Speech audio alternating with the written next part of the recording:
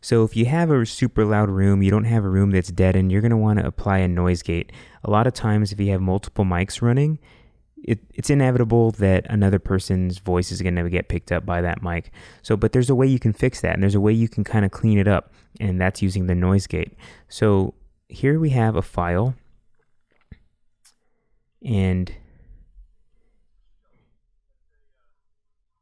as you can see, the volume is low. This is just a raw file. It's a raw recording. So the first thing we want to do in applying a noise gate is we want to zoom in here in this little area. So you're going to zoom in here. A little too much.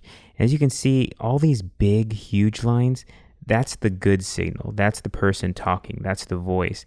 This area is just the noise of other people talking.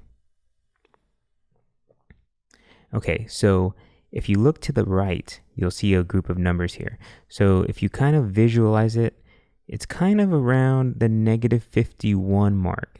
That's where kind of the noise lives and all this other signal. Now, whenever you make a cut with the noise gate, you're going to make a cut on a decibel level.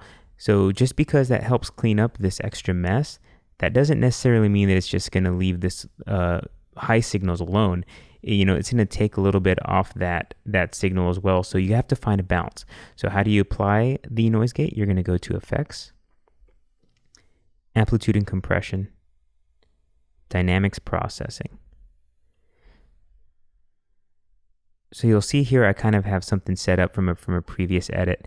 But, so we looked here and we saw, it's kind of this little noise areas.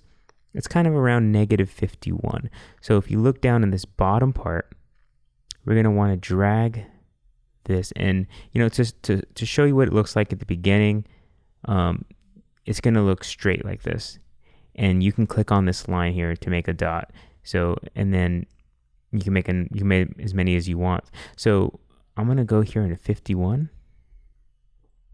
I'm going to drag these all down. Now, if you already don't have these dots, you won't have to do this. This is just because I already had it set up, and we'll play that in an area where he talks.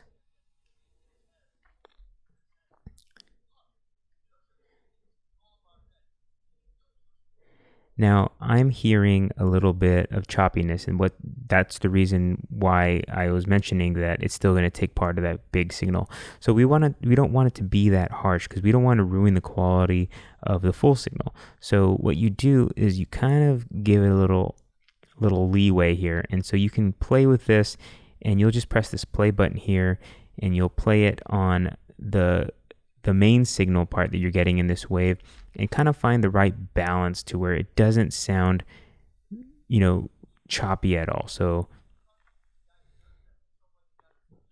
for me, right there, that sounds kind of good.